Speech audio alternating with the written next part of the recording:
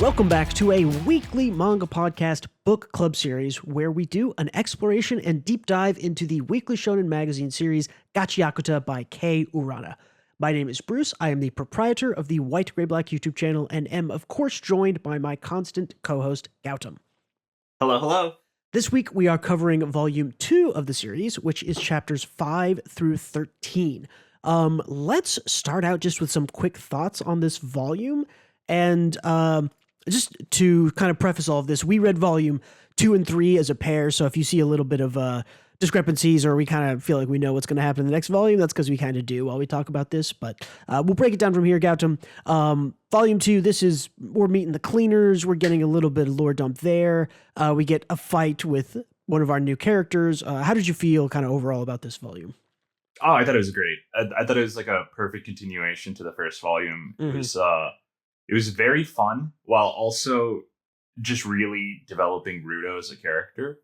And one thing is, I think we, not to toot our own horn, but like our kind of calls and predictions on his character and theme of the story and all that stuff, it just continues in the way that we thought it would. Yeah. In this volume and like you said, we read the next volume as well. And honestly, it's all good stuff. It's like, it's progressing like just like how I wanted it to. And it's kind of atypical for shonens to go this way, in my opinion. So character focused. Yeah. What do you think, Bruce? Well, and I definitely agree with you. And I think that I think we can give ourselves a little credit for being kind of correct, but I think a lot of credit to Kei Urana, to the author, for like writing it in such a consistent and compelling way that allows you to be like, I think this is what it's about. And then to read another volume of it and be like, we were right. That is what it's about, because the author has stayed consistent. So you're right. She did a really good job. And I think it's just like, I don't know. It feels like a love coming off the page situation where everything, you can tell how much care went into the story. And I don't know, everything just flows so smoothly. But, it's so good.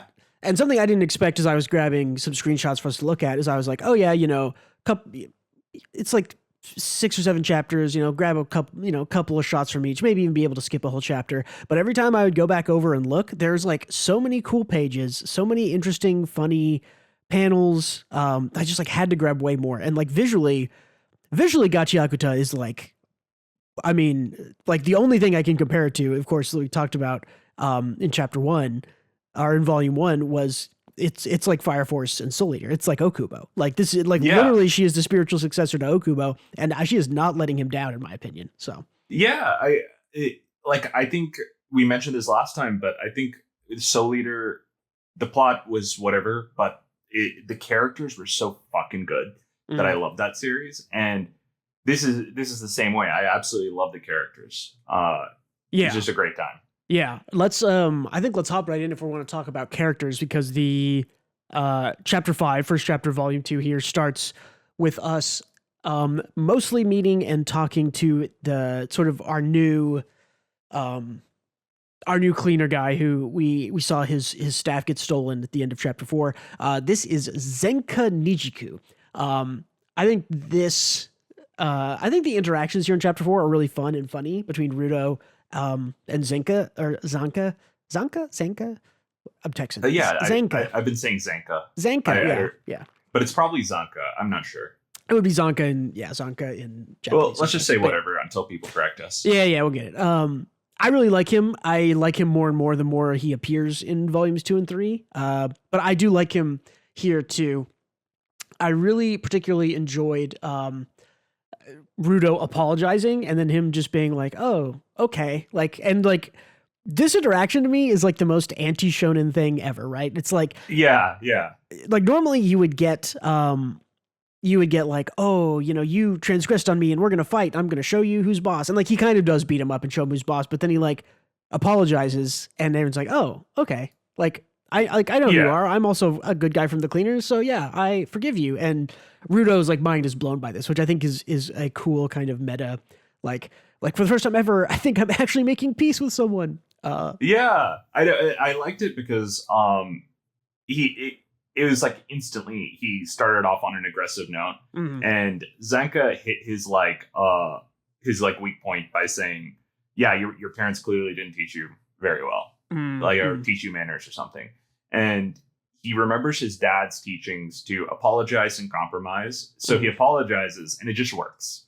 Yeah. And he's like very happy about this because Rudo is like starved of like healthy human interaction. Yeah, like normal people treating him normally and it being treated normally. But yeah, he also remembers, and this is something else that I've loved about this series so far, is that to me the best like action battle shonens never go too far into, never take themselves too seriously, which is, we've talked about on the weekly podcast, stuff like My Hero Academia, I think got way too serious. It was not very fun. It had, lost all of its kind of lighthearted fun. GACHIAKUTA for me in this volume, and even in the next volume, which is a little bit more dark and serious, never loses its fun and funny. Like, it has good humor. Like, it's not like hilarious, but like I like the humor in GACHIAKUTA. Oh no, it's a good time. Yeah. Like it never takes itself way too seriously. You're right. I love that he pushes his like kind of social interactions to the limit by trying to smile next. Yeah, he remembers he's like, he told me to smile at people to get them to like me more. And it's like he has the worst smile in the world, which I think is hilarious. It's just unhinged. It's just an unhinged, like, what a fucking hilarious face. Yeah. And this is the funny part, right? Where Zanka's like what the hell do you mean by smiling at me like that?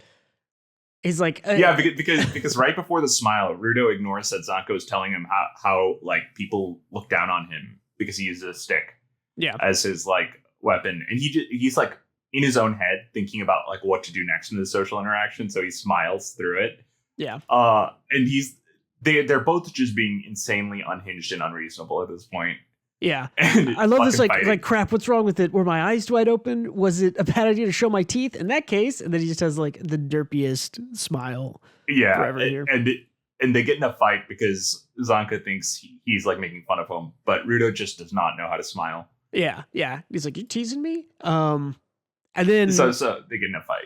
They do get into more of a fight here at the end, which again is kind of it says a lot about like what we've seen so far and going forward in GACHIAKUTA, which is like, it is just a classic action battle shonen. It like will subvert itself and then go back to like, okay, but we're still just gonna fight. But like, I don't know, it like works better for me for some reason. The like, because it knows that it's like, okay, being reasonable solves the issue, and that's something you should take note of. But still, here, let's hit the quota. Let's have fun with it and go into a fight.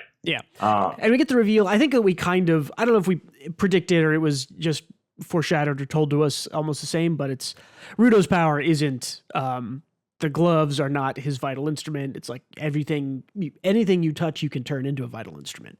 We knew that from volume 1. But I think it was, what we were thinking is that Rudo just has an affinity for the discarded, and it's not the gloves that are his jinky, but or jinky. I don't know, one of those. Jinky. Jinky. It's just himself that is in tune with like the discarded items of the world. Right. But I'm not sure if it's him or if it's the gloves that do that. So I guess that's to be seen. It's kind of implied that it's him, I think, but you don't super know. So they have their little fight. I mean, there's not a whole lot in there. I think it's a pretty decent fight. Zenka essentially wins the fight, and like wins the fight, but it turns out that Rudo has picked up in my translation, I was reading the officials. They called it a potty sucker. And they get some poop on his face and he flips out. That better not be what I think it is. Like, it's a potty sucker.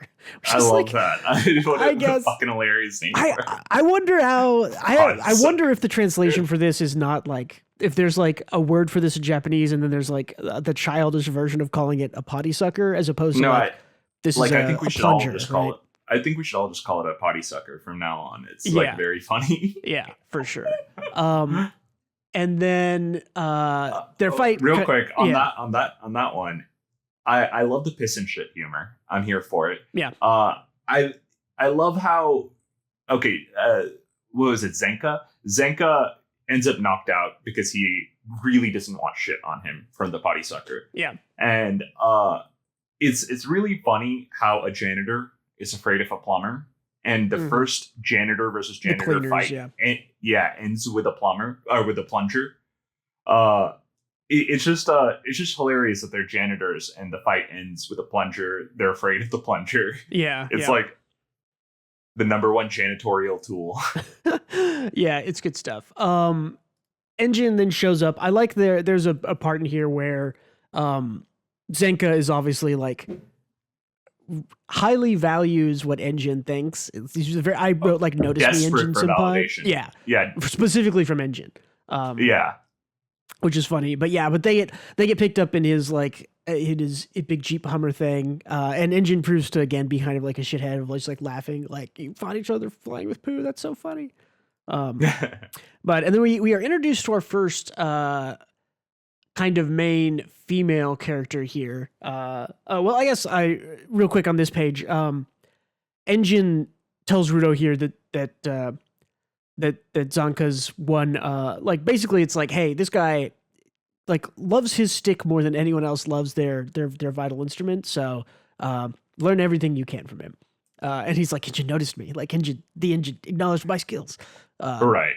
Which like you mentioned. And then we're introduced to Rio, which is our first, she is another of the cleaners here. Which again, the character design of the series is awesome. She looks really cool. Like the way she looks, we'll see a lot of her in this volume. But yeah, she's great, and she like plays this hair, and I like that this is not immediately romantic.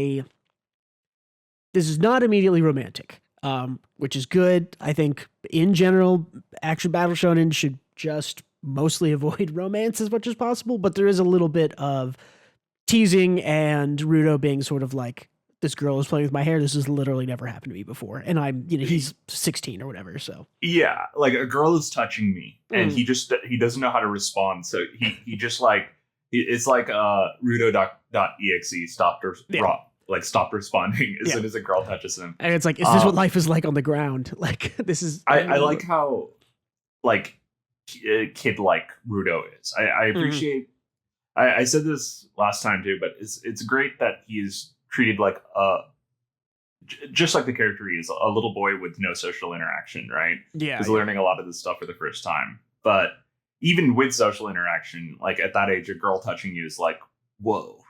Yeah. Cool. So they are whisked off to the Cleaners HQ, which again has a cool design. We get a little bit of the graffiti design, which is by that second author whose name I did not write down for this one. But yeah, so I mean that looks cool. We introduced to another cool character here. This is where did we go? This is Semiyu, and she has these cool glasses. Which Engine is like, hey, like you should read, like use your vital instrument, use your glasses to read what's going on with Rudo. It's like, oh, they enhance her kinetic visual acuity, and when she really tries, she can see a person's true essence. And this to me is a cool foreshadowing event that I don't know what it means, but she looks into Rudo and sees like, I don't know, like blackness, darkness, fuzz, something like weird. TV static. Yeah, like TV static. But she clearly, like, her reaction to it is that she's seen something that scares her or makes her feel uneasy or something, which I think is interesting because Rudo clearly has, he's the special chosen boy, different power from everybody else. So seeing that, potentially has some darkness in it, and we'll see that again, I think, in 1 or 2 chapters here. Is interesting. I kind of wish they showed her power working on someone normal first. Just so I have an insight onto like what it's like when it normally works. Yeah, or even just like using it on like an item or something to see. Yeah, I don't know, but it's still interesting. She again, I think, has an absolutely sick design. I'm not going to dwell on it too much, but you don't see a whole lot of people of color in manga, and there's actually, I think, a decent chunk of them from what I remember right in this one. So it's cool to get, like, this is maybe like the 5th or 6th named character we get in the whole series. And yeah, she's a black awesome. woman. Yeah, for sure. You honestly did, like, maybe this is me from like back in the day, but like black characters are often like stereotypes in anime and manga. So I appreciate that there's like a lot of relevant and competent Black characters that don't have like the quote unquote archetypal Black character design from like old anime. You know, it's good seeing progress in that department. Yeah, I mean the character design here is not failed. So, yeah. But that's kind of interesting. And then it points out that there's poo on his neck again. And there's a little bit. This page I thought was interesting. The one on screen here because there's Engine. I think kind of knows something is up here. I'm curious. Like not looking ahead too much, but Engine kind of seems like he's like basically the top of the cleaners under the boss who we meet way later. I'd say so. But yeah, he seems like number 2 or something. Yeah, and I'm kind of wondering if he has. I'm trying to think of how to say this. It strikes me that he might have his own agenda, not necessarily like a bad or negative one, but he 100% does. Something is telling me he does. Yeah, he's being shady for whatever, or maybe shady's not the right word. He's hiding something. He's I think that's it. And it doesn't necessarily have to be something super bad or like against the counter to the main character's goal or whatever you want to say. But I took some notes, and there is like a question I had on the panel just in a few pages here that kind of confirms he's up to something. Yeah.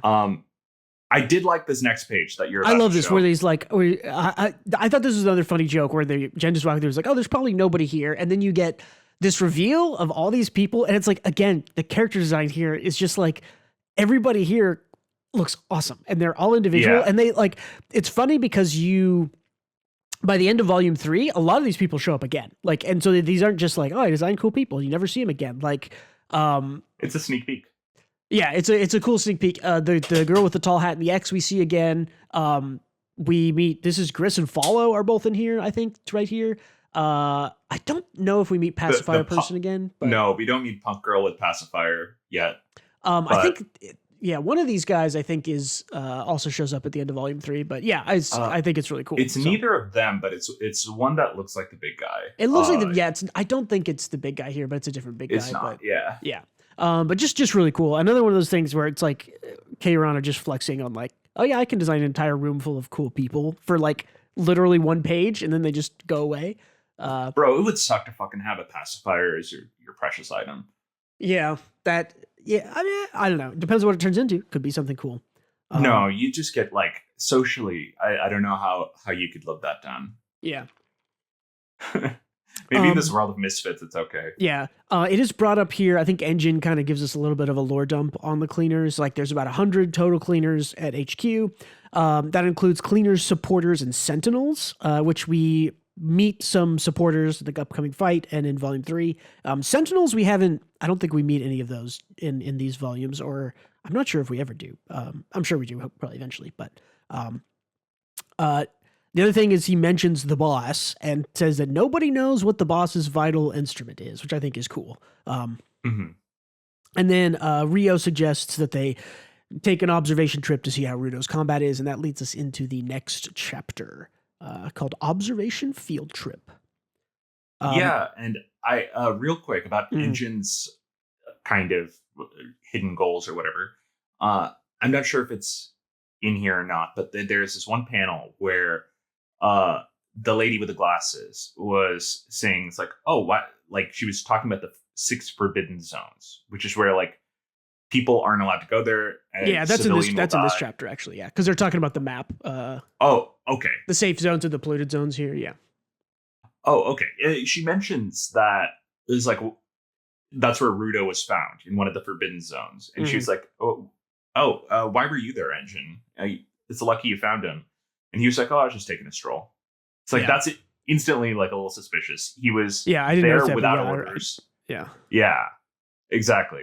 He was there without orders and he didn't give reasoning. So definitely something, he has some intentions or motivations that we don't know yet. Yeah. I'm curious about that. I think that is a nice level of mystery. I think every story is a little bit better with a little bit of mystery in it, but for sure. Yeah, so this is Semiyu telling us about, like you mentioned, the kind of giving us a little bit of map lore dump. Like there's safe zones and polluted zones. No Man's Land is what the area where Rudo fell into was called. And that's again, where Engine was looking and stuff. So she's just like, oh yeah, you're not going to one of the bad places. You'll go just like a normal thing.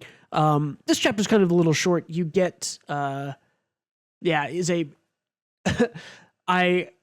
like the character stuff with Rudo here, where they sort of go out and he sees, trash piles, and he's just like, the polluted zone is a mountain of treasure. It's like literally the thought for this series is like, one man's trash is another man's treasure, and it's like, what if that was an action battle shonen?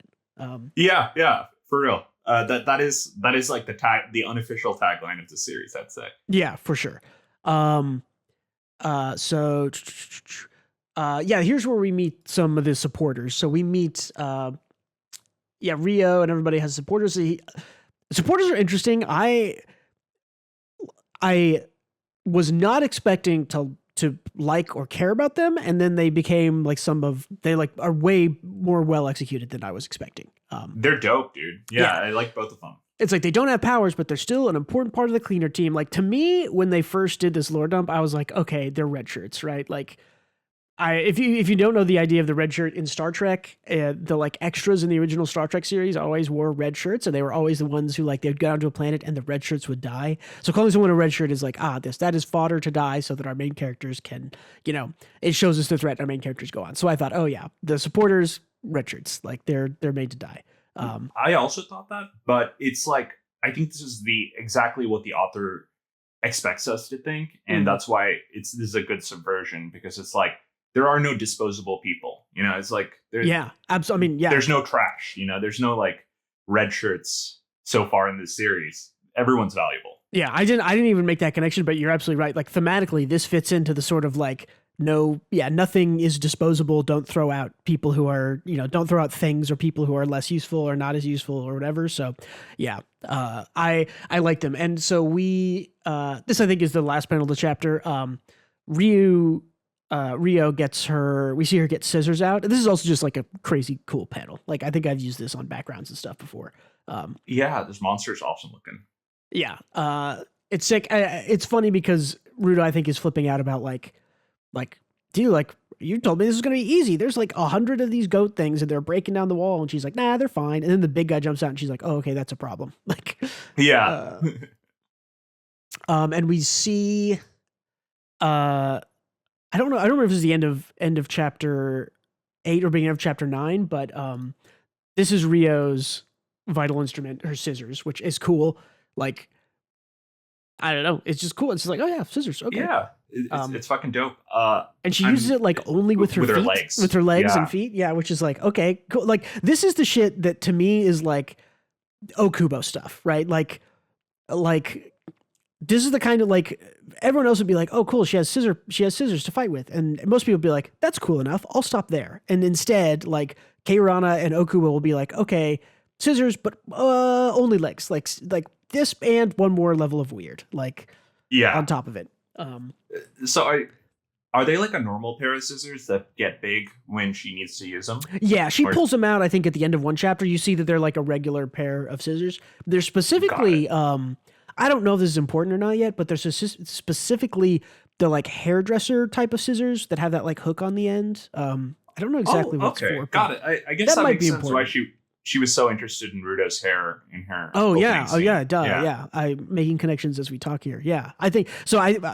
We don't get any of it in volume 2, but yeah, maybe there's something with hair why she's connected. I'm sure that there's a backstory behind all these people that we'll get eventually. But yeah, this is where I started to like the supporters, right? Because this trash beast is coming for Rudo, and you think like, oh yeah, it's time for him to fight or get hit, and like immediately the supporters just like punch the shit out of these things, and they're like super strong. They're to protect him. They're like not pushovers. They're not red shirts. They're like capable, and they don't have vital instruments, but they're capable. So right, yeah, which I thought was awesome. Yeah, supporters hella strong. Rudo. This ties back into what Glasses Girl saw, I think, with Rudo, is that he sort of like picks a piece of trash and tries to tries to use it, tries to make it into an instrument, and it kind of like fails, and the art style gets a little weird here, and the eyes are creepy, and it just kind of like makes this weird web, and then like doesn't do what he wants it to do. So this opinion is preformed by what I've seen in Volume 3 because we read both, but I don't think it failed. I think this is kind of just like a representation of Rudo's character development. He just doesn't know what he wants. So the power works. He just doesn't know how to use it because it's not. Yeah. He doesn't know anything at the moment, like even his own goals. So he's like directionless, even with his powers. Yeah, and we definitely get a little bit more of that in the later chapters where they say like you have to be calm and confident or whatever to use your powers, and he like wasn't. He was scared. He was unsure. He wasn't in a calm headspace. I think it's a couple pages back where he's like trying to be calm but can't be calm. So this just messes up. But yeah, I think that's true. But I think that it's the combination of the fact that he can turn anything into a superpowered object, and also if it's based on his emotional state, that could be a problem. Whereas most people, it's like, I have one thing I can use my power on, and if I'm not in the emotional state to use it, it just doesn't work. Whereas with Rudo, it's like, if he's in a bad emotional state and he can draw power out of anything, that I think potentially could have like some bad results. That would be my guess for the future. Yeah. I think that makes sense. Yeah. We get Rio fighting this big thing. It's cool. Kicking through its face. Yeah, that's sick. Yeah. It is interesting. We get, I guess, like a little bit of lore here at the end, because she like cuts all its like tube hair off, sees something, ends up killing it, and they pull out of the large trash beast here. It's like, that's a vital instrument, isn't it? Like, what does this mean? An instrument powering a trash beast? What's going on? Cool lore reveal. I think this, to me, like, we've only gotten, this is what, like chapter 10, I think? No, it's the end of chapter 9. We've got 9 chapters, and to me, I'm like, that makes total sense. There are things that people imbue with anima, with this power, and if, like, here's my prediction. It doesn't say this directly, because we kind of pretty quickly move on to the next thing, but my guess is essentially that if someone imbues something with the anima because they love it so much, they like have a loved item, which is essentially a vital instrument without, being like awakened or used by a cleaner, used by someone who can use powers. If that then gets thrown away and dumps down into the trash heaps, that power essentially like can create a beast. Like that would be kind of the point A to B connection for me. Right. It's like full of like resentment, animosity, and confusion, and all that. Yeah, stuff. or just power kind of blank, right? Like I think it's my thing. I truly do. Just because it makes sense with the theme of this story on discarded items. Yeah, well, I guess it's the power would have been poured in because the original person liked, loved, and was attached to it, but then when it is discarded, that then flips into a negative emotion, right? Yeah. That makes sense. That makes sense. Yeah. I think this is like everything here is related to emotional state, and because it's all about items being powered by emotions and love, right? Yeah. So I think it just makes sense that these monsters that are also made by these items are kind of the reverse of that. Yeah, I think that makes sense. It's definitely something along those lines. I think we're close to it. So we go back to Cleaner HQ. They kind of celebrate a successful mission. Something I really enjoy just visually again about the design here. Rio is like dressed down. She's like not wearing her tall boots and her jacket. And it's like having like a modular outfit that an artist can like super like well communicate. Like, oh, they're like, she's wearing the same clothes. She's just not wearing her boots and her jacket. And it's like, oh, and it like gives it character a different profile. Like, I think that's really cool. I think that makes it much more interesting than a character just looking one way, or like, I get really tired in manga of people just wearing their high school uniform all the time, and that's all they're ever drawn in. And it's like, I know. Draw them in casual clothes. So I love this from a design and visual perspective here. Take a page out of Oda's book or Togashi's book. Have seasonal clothes. It's fucking radical. Yeah. You're in a new arc, new outfit. Yeah. So they do. Let me see where we are. Rudo's sad because he fought bad. But yeah, Rio's talking here is just like, right? Yeah, it's unusual. Its core was an object. I like Rio more after her fight. I think she's a badass. I think she's cool. And I like that she is like a little bit of an airhead, maybe, where she's just like, oh, I figured I'd let the guys in charge figure it out. Like, we just come home and get some food, like whatever. She's like, I'm not gonna think about it. It's not my job. Yeah, a real career woman.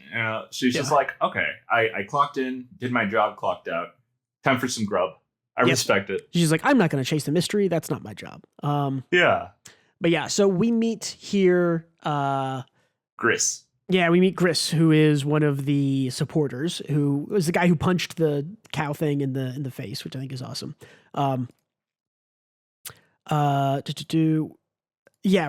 Gris also kind of thanks him, and which is like important to kind of build back up Rudo's self-confidence and stuff. Right before this, I actually had like some notes written down. Oh yeah, go for it. Rudo kind of revealed to Gris that he is bummed because he says, I have to go back up as soon as possible. I can't change. Someone will end up saving me again. And I think that's like a really good encapsulation of Rudo's character, how he feels about things, because he wants it to enact it. He just wants to be autonomous. He just wants to be self-sufficient and individualistic, but for kind of the wrong reasons. He doesn't want to have anyone rely on him or have expectations for him because he's like scared of disappointing the few people in the world that care about him. So in his mind, it's better to just distance himself from everyone and everything. And go ahead. Sorry. Oh no, I was just gonna say I agree, and I definitely think that it's a. I think I wrote this down maybe like end of this volume and end of volume 3. There's even a little bit more of this, but like there is some sort of like real, like kind of fresh trauma for Rudo in losing his adoptive dad in volume 1, right? Like that. Right. That's not like a thing that he like grew up kind of like thinking all the time, but he like just like had his adoptive dad like taken from him and he couldn't save him. And that like, yeah. And so like being saved, and then he was kind of saved by Engine. And then here he was saved by Rio and saved by the supporters. And so it's like, he's kind of not been able to help himself at all at these last like 10 chapters. So. Right. And I think this is like a really good advice from Gris, because I don't know how anyone could have done this more smoothly for someone in Rudo's position, but he reframes the whole thing by saying, I want to thank you. People look down on us supporters without powers, thinking we're useless. Even like cleaners who join think that way, but you're different, right? Yeah. And he's basically establishing is like, it's okay to rely on people. I like that you didn't look at us differently. And is kind of establishing, hey, we're a team kind of a thing. Yeah. And like including Rudo as a part of the team. And then he says something at the end, which is like, what is your goal? Like, what do you want? And Rudo doesn't know. And he's like, start there. And from there you can chase it down. Yeah. Well, I also think that this again ties in thematically, because part of what Gris is communicating to Rudo here is like, hey, other people look at the supporters as like, we're the trash of the cleaners. Like we're less valuable. Yeah. We're more easily thrown away. And you don't look at us like that, which again is super consistent with Rudo's angle of like the people and things that are thrown away or who Rudo sees as more valuable. So it like makes total sense to me. And all of it connects together and is super, super good here. Yeah, it's awesome. I also put in my notes right after this page. I said, Gris is too well adjusted. Death flags. Oh, really? You thought that? Yeah. Yeah, but I wrote that I have this panel on screen. And I wrote like, there's so many good father figures already for Rudo. Like he had a good, his original adoptive dad in chapter 1 was good. And then we have Engine, who's like a little bit of a shithead, but like, seems very good to the core essentially. And then Gris is like, yeah, Death Flags is maybe too good. Maybe too good. Yeah. Like he has I thought that advice was like so perfect for someone who is going through what Rudo's going through. That I'm like, okay, this is Death Flags territory. That is such good advice that he's gonna fucking die. here's okay. Now I'm getting suspicious because it's like this girl with the X hat is here again. And she's like one of the only. I don't know if this is just a character thrown in here, but this is like now I'm like, is she a? That's a doctor girl. Oh, it is the doctor girl. Yeah. Okay. From into volume 3. That's right. Okay. Cool. Yeah. Cool. But I think that's it for that chapter. Oh yeah, this is the very end of chapter 11. Trash Stain. Yes, we get kind of a reveal of our first big bad, who we'll talk about in the next episode in volume 3. We don't know his name yet. He seems very cool. Again, the design here, even in silhouette, is like, oh, this is sick. He has a crazy smile. He has wild eyes. He looks like Stain from the silhouette. He's like Stain with dreadlock. He's dreadlock Stain. Did Stain have dreadlocks? Stain. Yeah.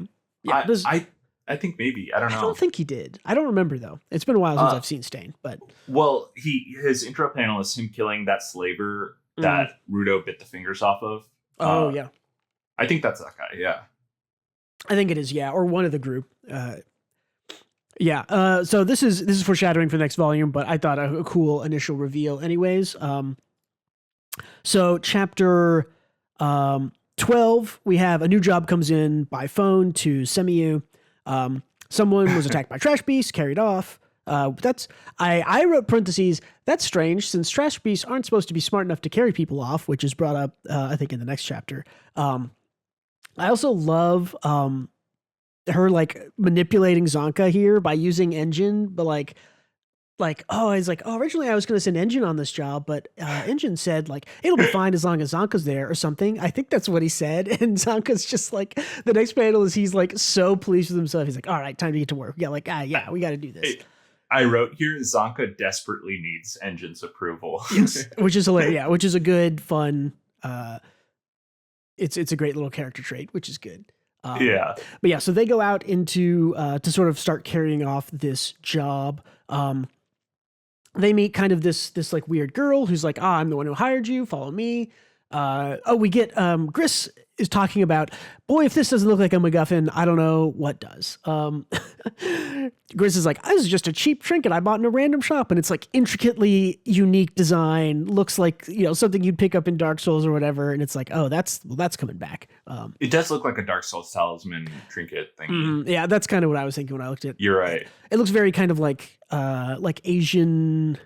Southeast Asian kind of pattern influence, maybe with the. Yeah, that's me. I agree. Yeah, I don't know. It has the. I don't know. Just that like singular eye thing, but anyways, yeah, I think it looks cool. This girl kind of like leads them along, takes them to this thing, and is like, "Oh yes, I heard them crying." It's like there's another spherite here, which is a total lie. We learned pretty quick. What is a spherite? So the people from the sphere, which is like what Rudo is, right? Oh, okay. Got it.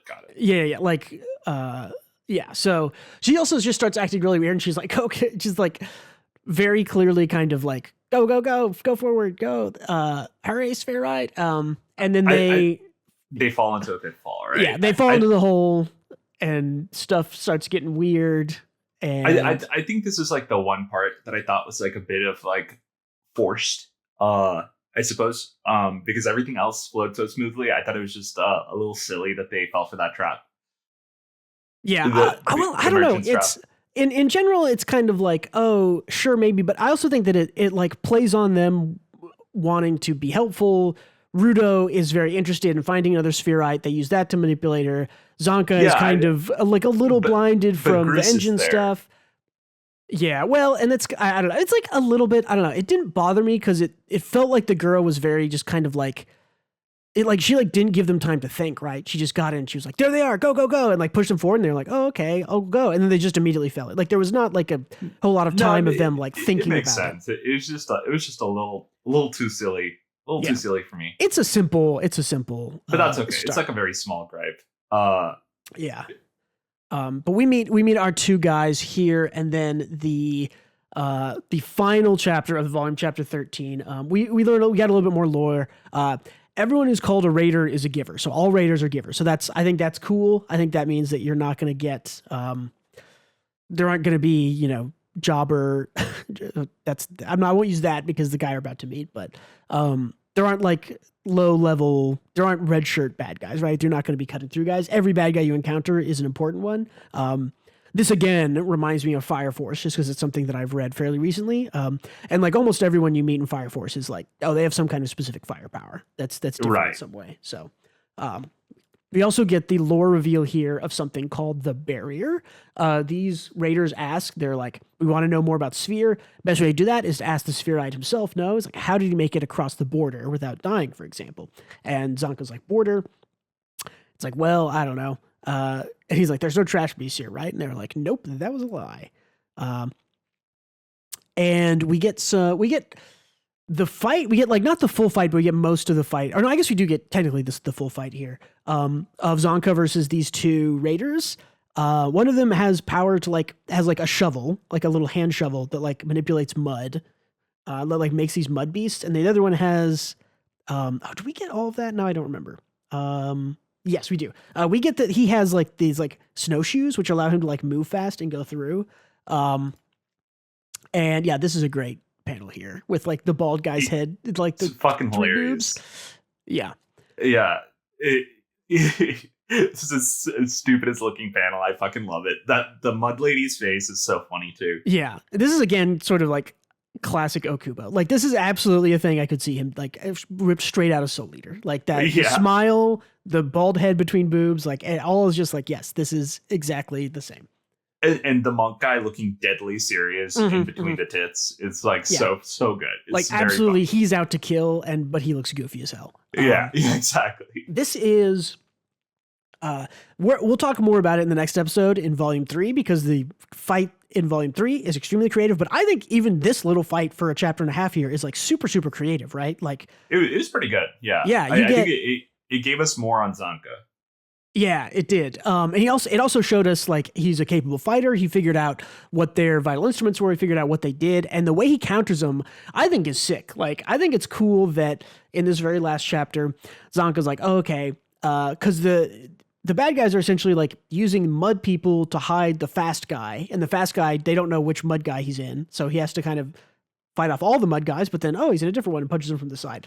And to do like something that Engine told us in like the very first chapter of the volume was like, hey, Zonka is one of the most in tune and best with his vital instrument. Like, and we haven't really been shown that yet. And I think here is where we like it's proven to us, right? Where it's like his thing is just a staff, but the way he uses it is like he slams it into the ground and then he vibrates it and he uses echolocation to figure out which mud monster the bald guy's in. And I'm like, that is so creative and so cool. Yeah, I love it. I like how they're all like running away while he's using his like ultrasound move. Yeah. Also, just visually, like the inverse, like black and white in the panels where he's using echolocation. It's cool. Sick. Like it's great. Yeah. Like man, I don't know if I'll ever have any complaints about the visual stuff in GACHIAKUTA because it's. Just, I don't think so either. It's just so very well done. So he sort of fights those two off and wins, and then the very end of the. Of chapter 13 of the end of the volume is we got our shadow guy who we met a chapter or two ago, sneaking up behind Zonka and taking him out. I wonder why he didn't get echolocated. Maybe it's because Zonka just wasn't focusing on him. Yeah, I think he was looking at other stuff. Well, and it's maybe a little bit after, but we'll learn a little bit more about why this guy maybe got past him in Volume 3. But I mean, that's it for Volume 2. Of GACHIAKUTA Gautam. Any final thoughts? Anything we didn't hit on? Any favorite parts? Anything like that?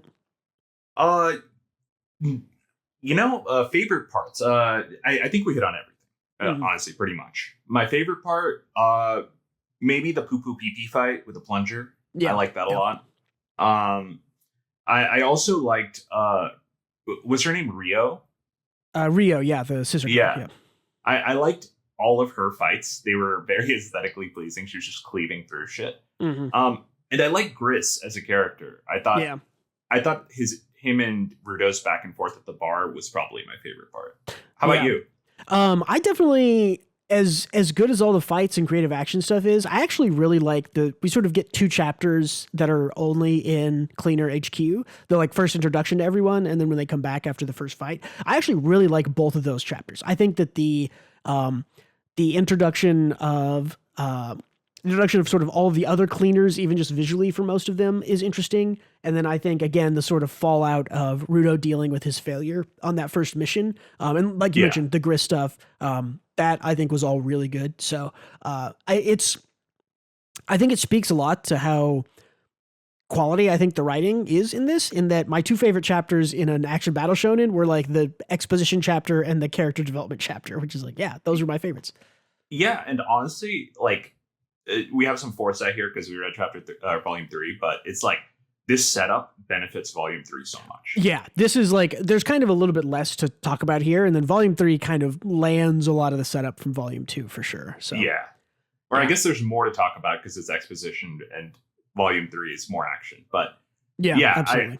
I suppose from the manga perspective, it's like, this is Pirates of the Caribbean 2, and Volume 3 is Pirates of the Caribbean 3. It just delivers on the payoffs. Yeah, that's right. They are definitely intimately tied together. They're the same sort of like arc, I guess I would say. Mostly. I regret bringing up Pirates. Pirates 3 is so bad.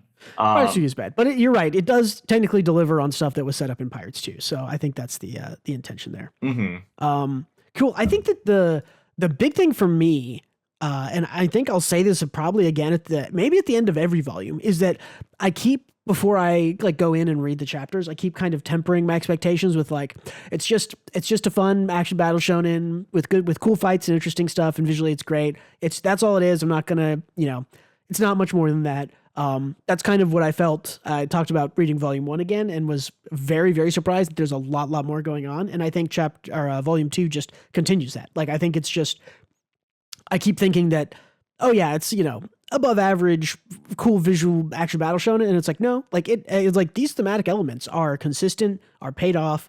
Rudo as a character is, progressing, and I understand him in a way that is very appropriate for the number of chapters I've read, and is impressive with the quality and all that. So yeah, I mean, I'm just continually impressed every volume with like, it's better. I like temper my expectations down. It's like, don't need to do that. It's really good. So yeah, me too. I think it's just because we have read a lot of manga, so it's like we're so used to shonens playing it a certain way, or battle shonens playing it a certain way. So it's actually kind of a breath of fresh air while still kind of treading the same ground. Yeah, it is still an action battle shonen, but it is like, in my opinion, a step or two above like the majority. I'd say. So yeah, cool. Anything else for volume 2, or we can get out of here? Yeah, let's call it. Cool. Hey, thanks again, everyone, for listening or watching. Next week, we'll be going over volume 3, continued discussions, deep dives, all that jazz. Be sure to check out Patreon if you want to support what we do and get more book clubs throughout the year, possibly. Check out Twitter to see me fight with people online. If you are a weekly manga reader, if you read GACHIAKUTA or a bunch of other stuff, please do go and check out the weekly podcast on the channel. And I think that's it for this episode of GACHIAKUTA Book Club Read Through Volume 2. Tell the people goodbye, Gautam. Goodbye. And don't forget to read more manga.